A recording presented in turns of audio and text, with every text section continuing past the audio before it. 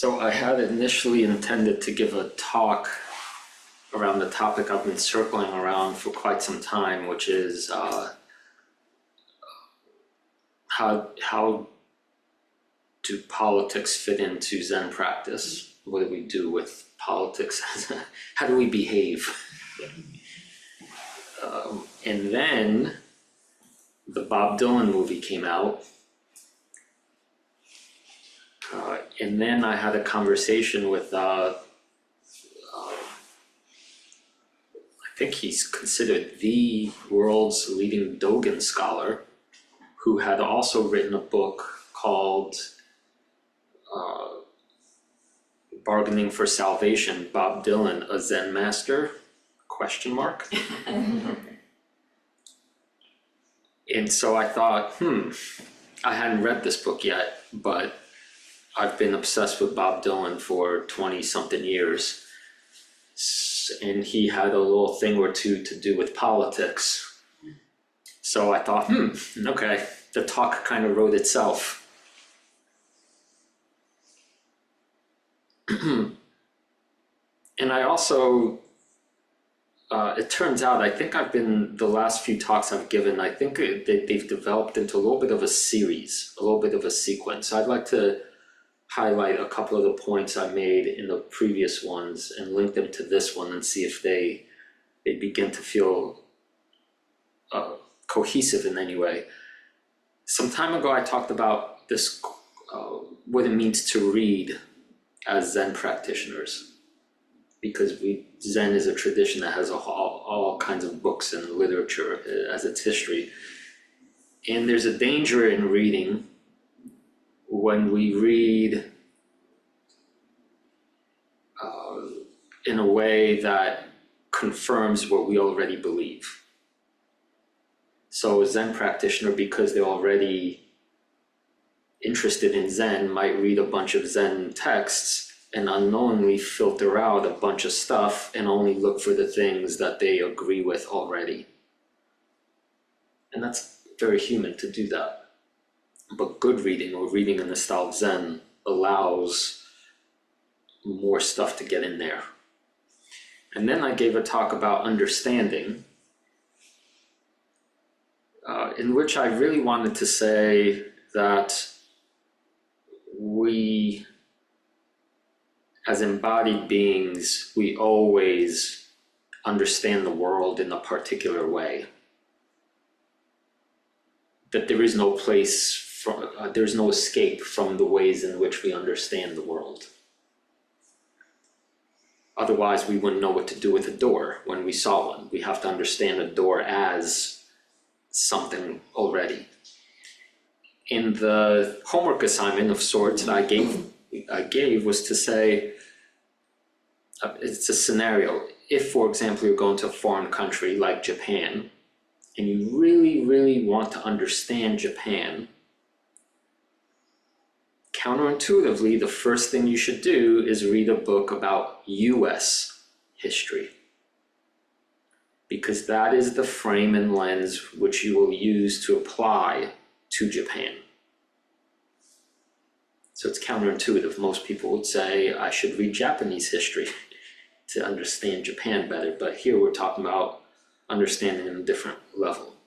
So today's talk, I realize, has a background theme that I would name as freedom. So keep that in your minds as I talk. Like, what is freedom from the perspective of Zen? What does it mean to be free?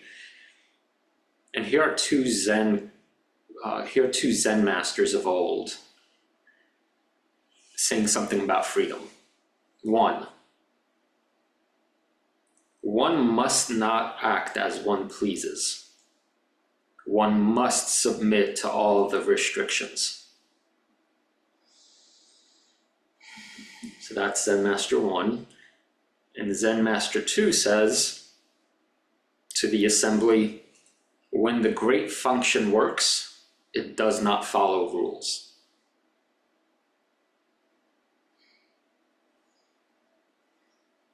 So there you go. There's that Zen paradox we're always looking for. follow all the rules and don't follow the rules. Okay, that's the background. So as I said, what prompted me to give this talk about Bob Dylan was seeing the film now out in theaters called The Complete Unknown. How many of you saw the film?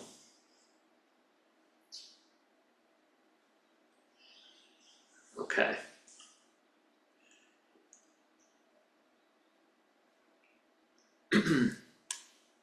Short blurb version is that it's a biopic that depicts Dylan's arrival in New York City when he was just a wee young buck of 21 or so, and then follows him for about 4 years and ends right around 1965. It doesn't take young Dylan much time upon arriving in New York City to consistently and publicly start writing protest songs or songs focused primarily on social injustice, and people recognizing that these are the best songs about these topics that have ever been written. And so in a matter of a few years, he's put in the same plane, so to speak, as the Beatles. So, which is a really interesting, profound phenomenon, but it was on the back of the quality of his protest songs that people really paid attention to him. And then just 4 years later, he's booed off stage, you could say, by people at the Folk Newport Festival.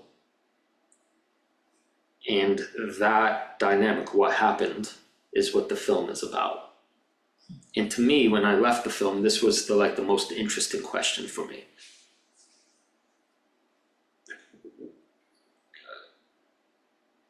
What and why, in a sense.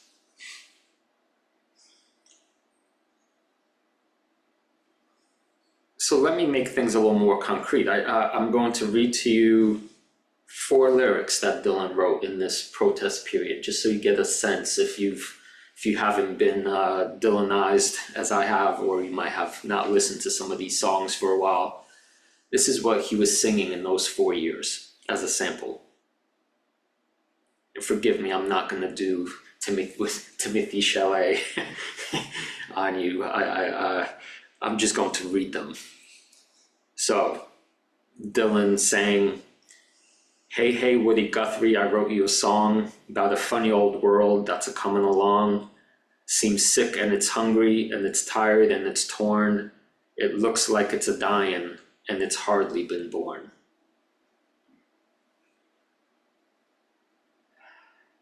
Another song he wrote, Let me ask you one question. Is your money that good? Will it buy you forgiveness? Do you think that it could? I think you will find when your death takes its toll, all the money you made will never buy back your soul.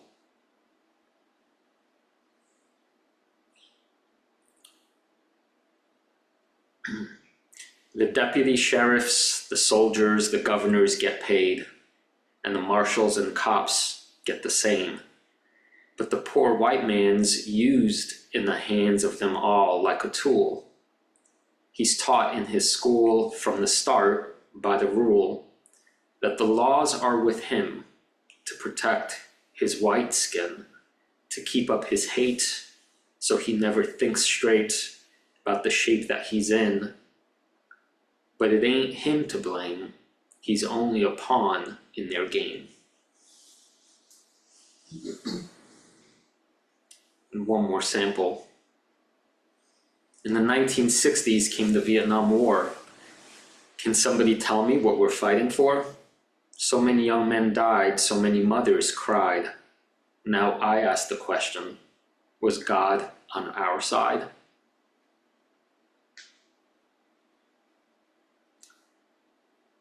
So this is how he made his bread and butter in those early years. People really, really loved what he was saying in those times.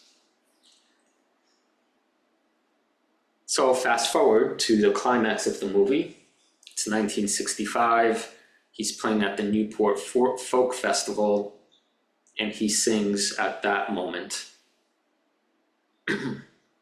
Well, I try my best to be just like I am, but everybody wants you to be just like them. They say, sing while you slave, and I just get bored. And I ain't gonna work on Maggie's farm no more. And then he gets booed off. And that the booing proceeds for years and then. So, to me, it seems like politics or political topics and conversation were, in the reaction and how people handle politics, is what caused this rift amongst people in the folk community and how they perceived Dylan and why they had issues with him. Which again brings me back to that initial question I've been really wondering about. In one way, do politics belong in Zen and Zen practice?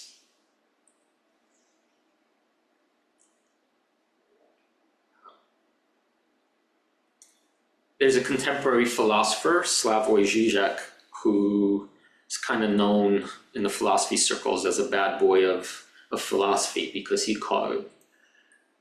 likes stirring up trouble, asking people questions they're often uncomfortable with.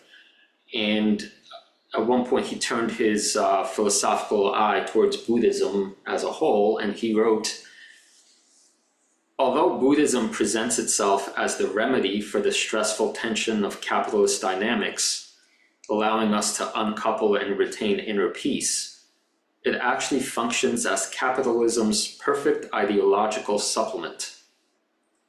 The Western Buddhist meditative path is arguably the most efficient way for us to fully participate in capitalist dynamics while retaining the appearance of mental sanity.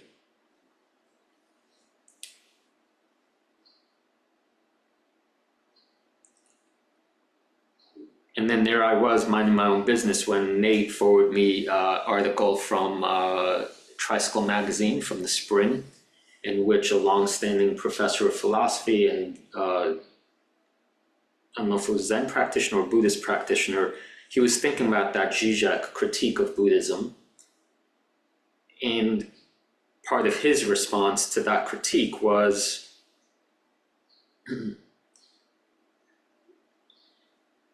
focusing upon the individual to the exclusion of the socio-political justifies the kinds of criticism aimed at Western Buddhism by Slavoj Žižek.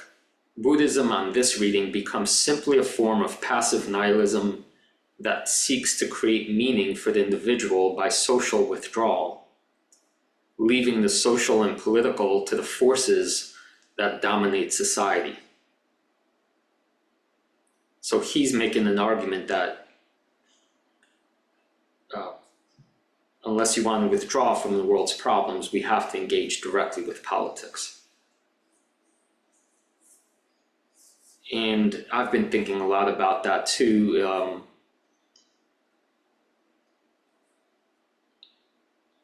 If I consider the question of enlightenment, it seems to me that morality and cultivating morality seems like it ought to be part of the package that quote unquote an enlightened being has or has access to. That to not cultivate morality at this moment would be a problem. But that's that's new perspective. Historically, Zen was not concerned with morality, or not directly. But anyway, that's a question of history. I'm just saying that it's not a simple question whether and to what extent, in what way does morality fit into Zen practice. But currently, it seems many people are taking a position that morality is something we should practice directly. And I'm saying, well, to do that, you have to work with politics. That's where moral issues come from.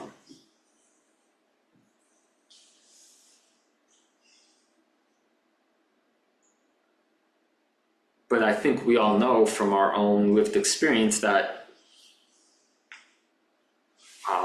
maybe I shouldn't speak for anybody. I know from my own personal experience that dealing with these questions is dangerous and fraught. So a koan I have for us to sit with and consider is, if we must engage in politics, how can we do better than we're currently doing as a society as a whole?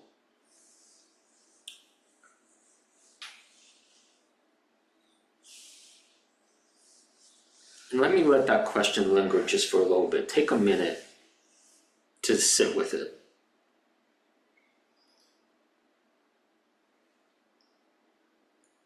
If we must engage in politics, how can we do better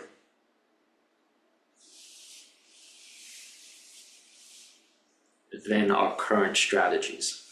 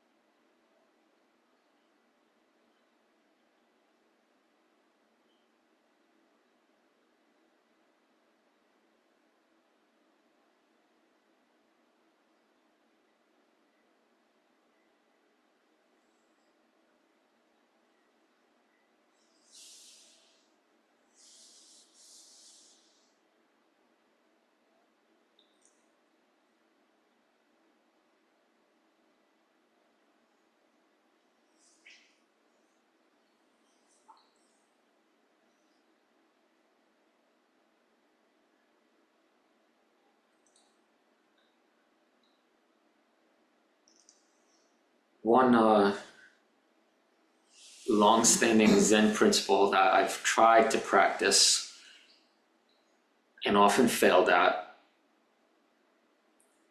was this principle of, at least don't make it worse. If I could just do that, then that's a kind of winning already.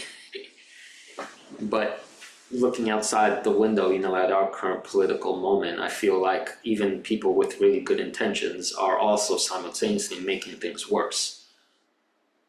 So why, and how can we not make things worse?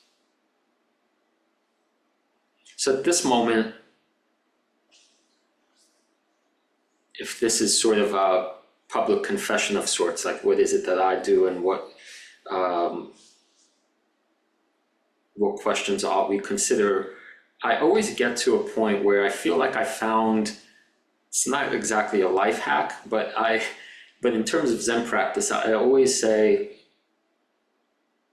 okay, all that's come before, yada, yada, blah, blah, blah. And then what would happen if we added emptiness to the equation?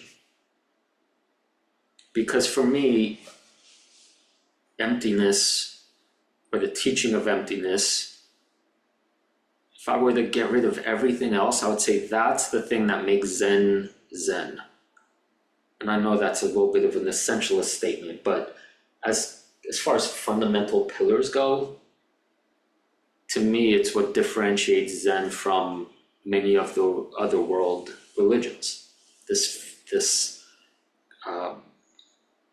principle or insight that everything depends and originates in relationship and in response to everything else, and therefore does not have a solid place to either ground to stand on or anything solid that you could grasp onto. That's the idea behind emptiness. So what if we add that to this equation?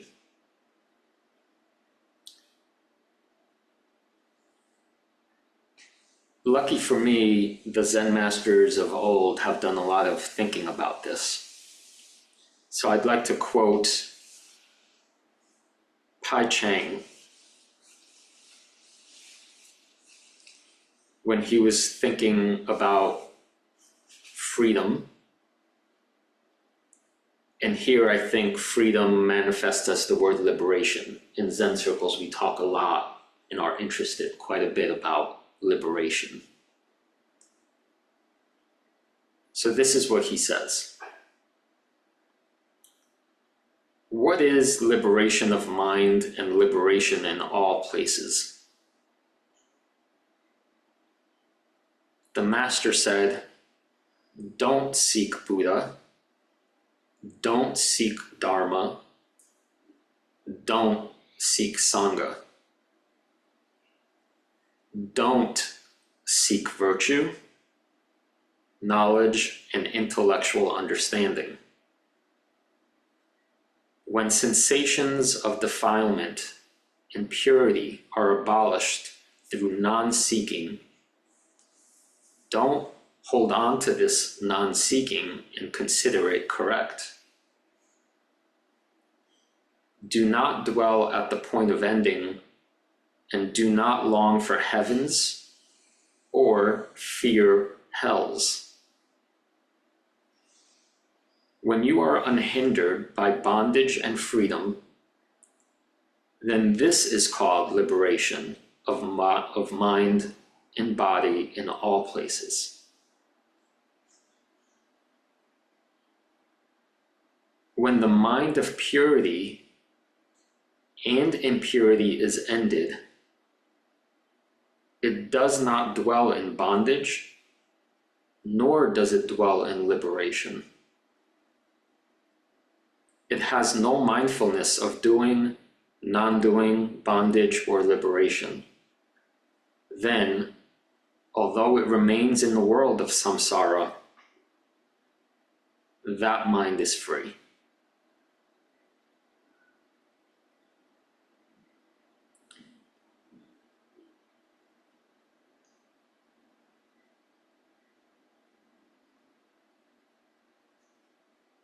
So it should be startling at least, and maybe very provocative and intense sounding to hear a Zen master say, don't seek Buddha, don't seek Dharma, don't seek Sangha, don't seek virtue.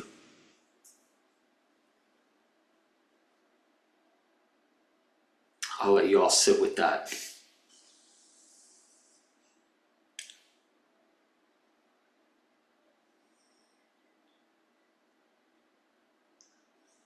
Bob Dylan, it's so fascinating to me.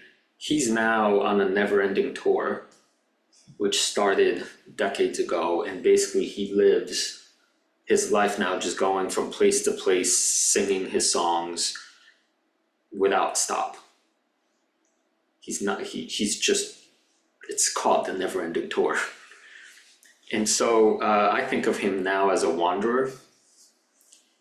And conveniently enough, the philosopher Friedrich Nietzsche has a passage in one of his books called The Wanderer Speaks.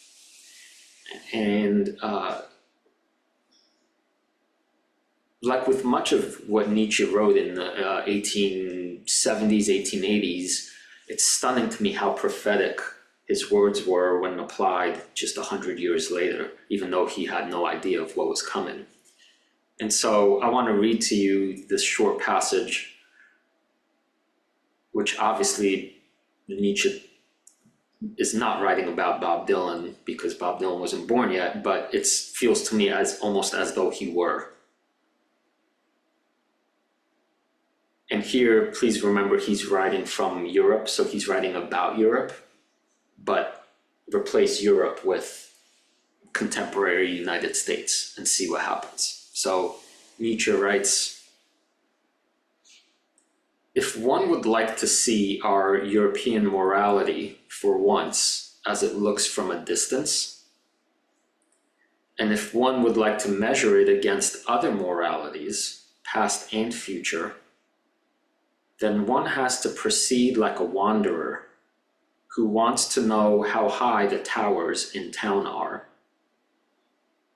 He leaves the town.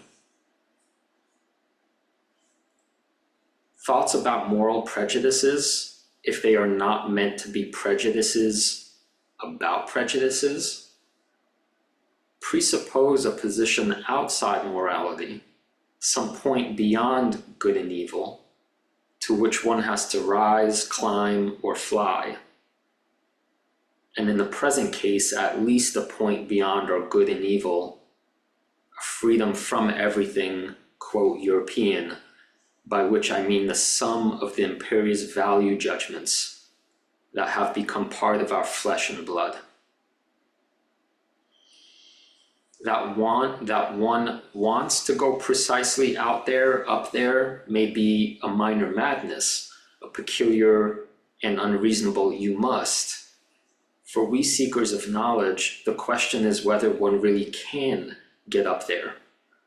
To do this, one must have liberated oneself from many things that oppress, inhibit, hold down, and make heavy precisely us Europeans today.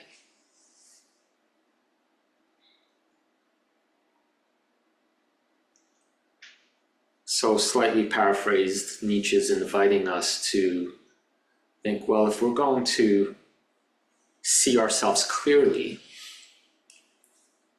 then we have a lot of hard work to do because we are embedded and ensconced in all these pre-existing causes and conditions that prevent us from seeing clearly.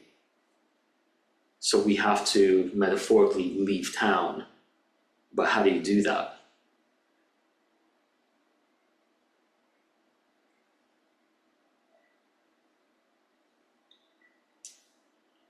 So, is Bob Dylan a Zen master? Or in what ways might we see some Zen master in Bob Dylan?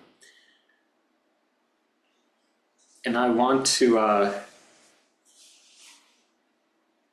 read you one more song that Dylan wrote. This one is in 1964.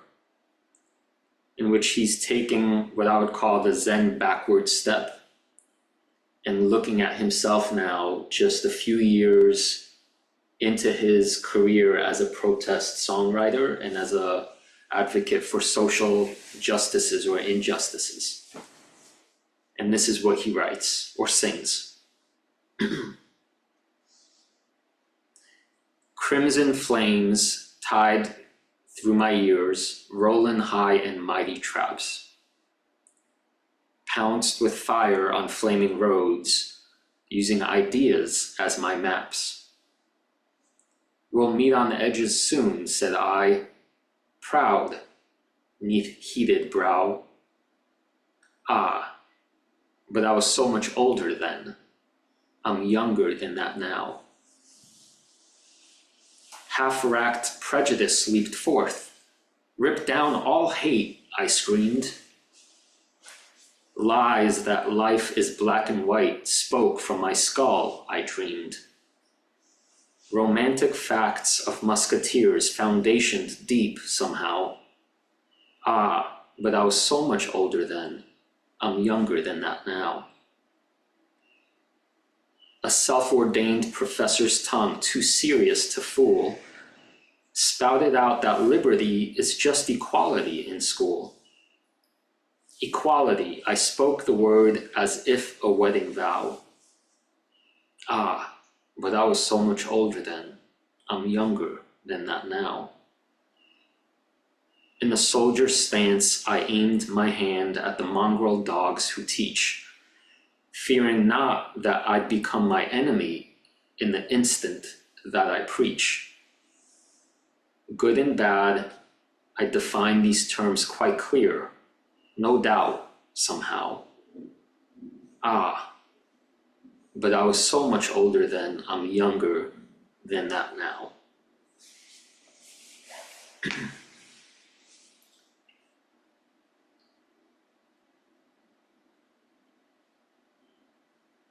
And so the last thought I have for you before I invite your own reflections on some of Dylan's words.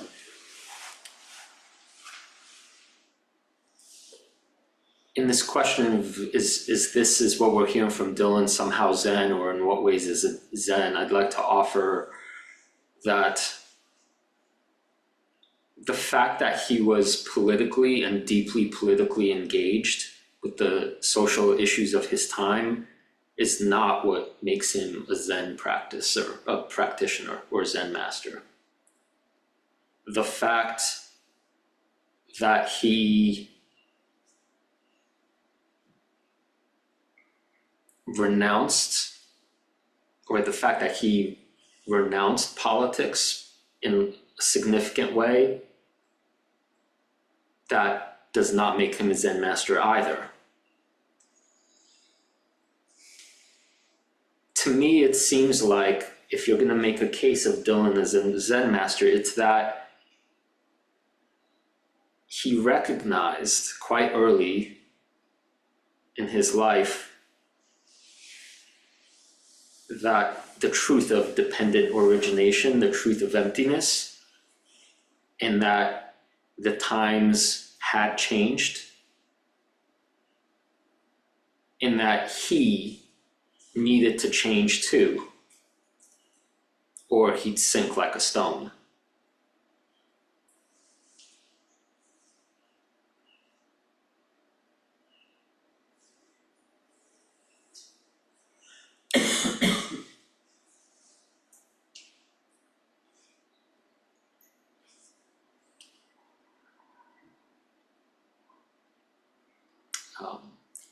Alexander Solzhenitsyn, author of the Gulag Archipelago, wrote, "The line separating good and evil passes not through states, nor between classes, nor between political parties either, but right through every human heart."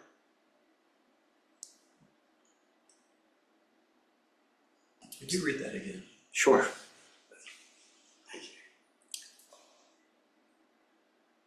The line separating good and evil passes not through states, nor between classes, nor between political parties either, but right through every human heart.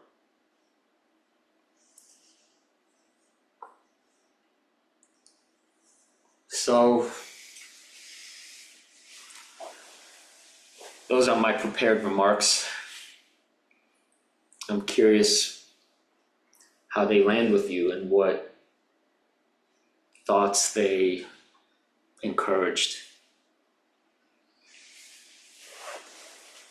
I'm really interested in your point of view. This has been amazing because I drank up that movie and I went and listened to a vinyl I have of Newport in '63 of everyone on stage, and the songs are powerful and they really hit me hard right now because it's so good to hear protest songs, people who were really calling out what it felt like to go to war in Vietnam and what it felt like to be an African American in the US in the '60s. And so the value of the protest songs is powerful, but and I want more of that for us now, frankly.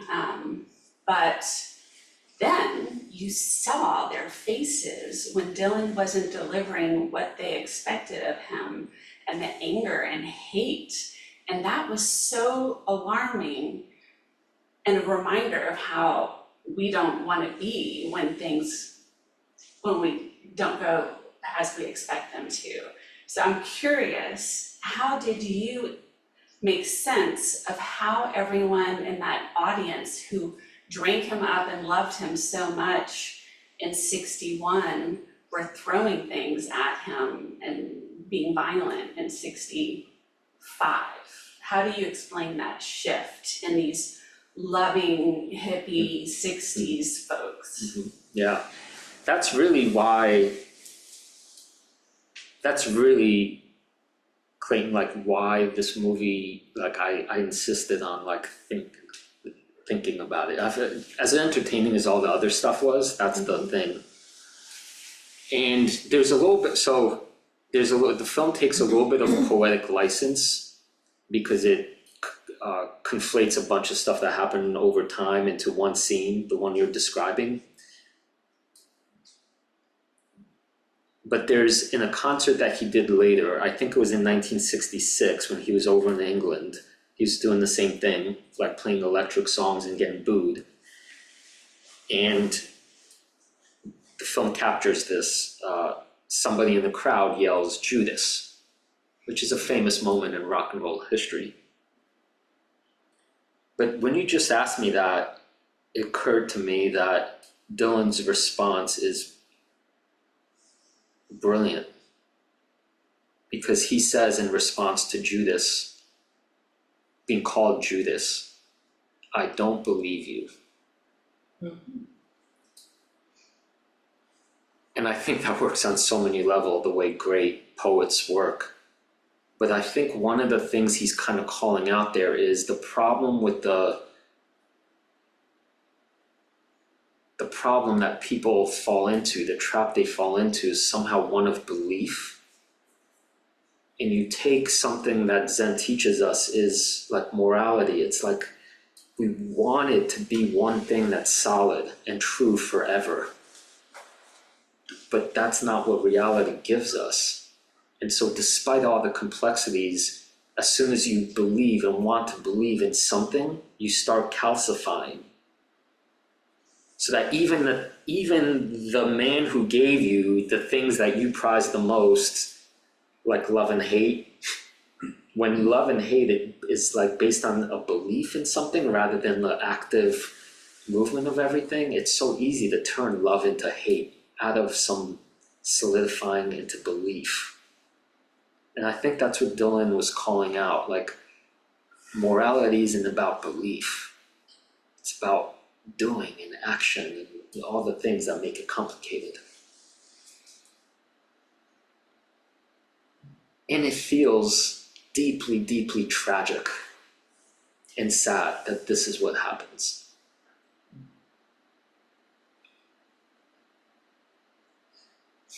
Thank you. Rosemary has her hand up. Hi, Shish, thank you. I have to say that it would be so nice to hear more of Dylan's words spoken, because it's just, the music is wonderful, but there's something different when it's only the words. And I really got goosebumps when you were reading, especially my back pages. And whether he is, one could see him as a Zen master. I remembered this quote, or I was reminded of this quote from Suzuki Roshi. So the secret is just to say yes and jump off from here. And there's no problem. It means to be yourself, always yourself, without sticking to an old self. And when you said, he's a wanderer now, and actually saw him maybe 7, 8 years ago in Brooklyn. And in his own book, I think the only one he wrote about himself, the Chronicles, his early days before he came to New York, he said, I'm a folk expeditionary. And he would just go around listening to old records. And so I see, yes, he is, by that definition, the Zen master, allowing himself to evolve despite what Clayton was saying about, we're talking about idealization, you see, and that happens with us too, right, in our practice. And that enslaves the person you're idealizing, as well as yourself, in a way. Yeah, and then the morality piece, well, Dale Wright lists one of the 6 perfections, which Peg's going to be talking about soon, is morality. I haven't read that whole chapter, but it's interesting that it's there as one of the 6 perfections. For me, in terms of where we are politically, and there's such a divide, the divisiveness that we see, which reinforces the delusion of a separate self, and just being with people that being interested and having the will to listen to people that don't particularly think the way I do in certain important areas, the will to do that and just understand just that piece right there. That would be something that I think could be very powerful. So last thing, Jane Hirschfield gave a talk about some of her poems in her new book yesterday, and should every day, who has a very steeped in Zen, every day I do something. It could be a postcard, it could be a letter, but every day I do something towards activism. So I thought that was interesting. Acceptance of Zen and activism. Thank you. We have Genevieve.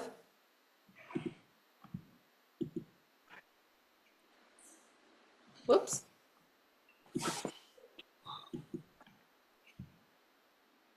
Where did Genevieve go? I don't know. I mean, I'm here. Hold on, I'll find it. There you are.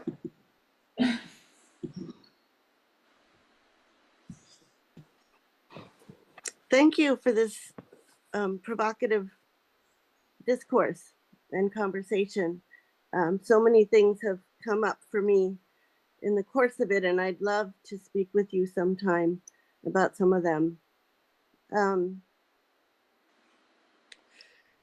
Dylan was a great American poet and a pioneer of both writing and music, clearly. And in some ways, he reminds me of Picasso. Every time he created, he had his blue phase. Every time he created a certain kind of thing, he would then scrap it and go on to another kind of thing, which takes an extraordinary amount of courage, because you've created something that people like, and then you're going to go ahead and do something else they might not like.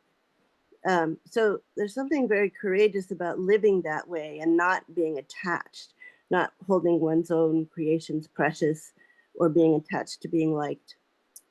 And on the other hand, I wonder what Dylan has actually done. He's compared to what he said. I don't know. Did you watch the other way back 4-hour documentary on Dylan? I've watched all the things. My best friend for 30 years, and she died young, was Pete Seeger's niece. And I think it was Pete who unplugged Dylan at the Newport Folk Festival, or he told someone else to do it. And that seems to me a clear indication that people are afraid of change. It happened with Bossa Nova, believe it or not. There was a radical reaction to Bossa Nova in Brazil. It was going to it was like the Beatles. It was going to change everything. But when I watched that much older 4-hour documentary, there were aspects of Dylan that really troubled me. Like Joan Baez invited him to tour with her when she was in the public eye and nobody knew who he was. And she just assumed that if he went on tour, he would invite her, but he didn't. He left her behind.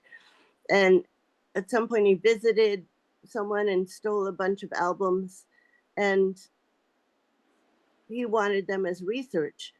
But and I'm not saying that we don't all do things that are morally dubious at some point for some reason. But what troubled me was that so many, decades later, when asked about that, he showed no remorse. His response indicated that he felt he had a perfect right to do that. And I remember a Dharma talk that Anne gave in which she read something, and I can't remember what it was, but she asked you know, how do you know when someone's wise? You know, there's that thing people do, like, what would so and so do? Like, well, who's the wise person, and how do you know they're wise? And I thought, I think it's more about what would wisdom do than what would a person do.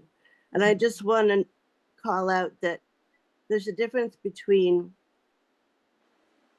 a person. Let's say there's a difference between a hero and or someone who speaks about wisdom and wisdom itself.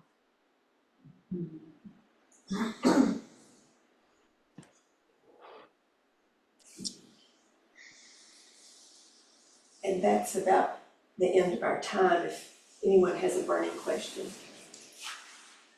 I wanted you to quickly define how you're using politics and how you're using morality.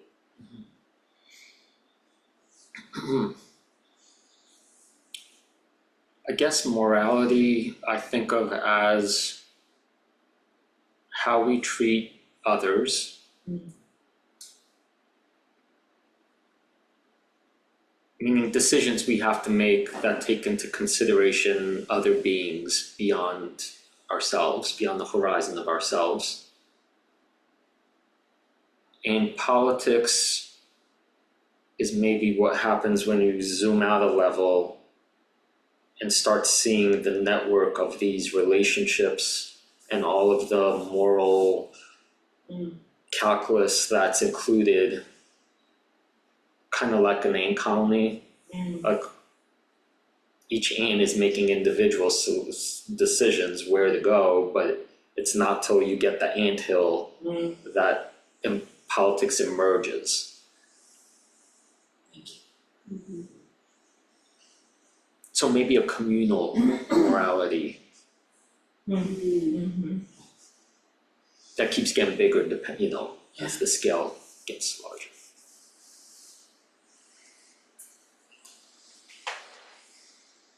In offering incense, observing silence, and considering Zen and politics, we extend compassionate care to what? Parents.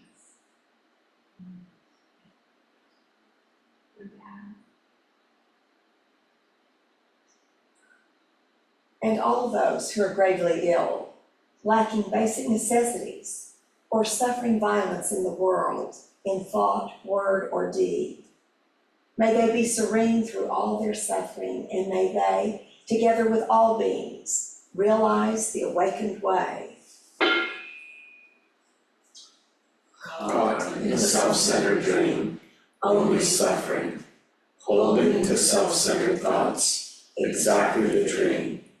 Each moment, life as it is, the only teacher.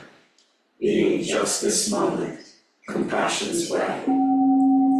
Caught in a self-centered dream, only suffering, holding to self-centered thoughts, exactly the dream. Each moment, life as it is, the only teacher. Being just this moment, compassion's way. Caught in the self-centered dream, only suffering, holding to self-centered thoughts, exactly the dream. Each moment, life as it is, the only teacher. Being just this moment, compassion's way.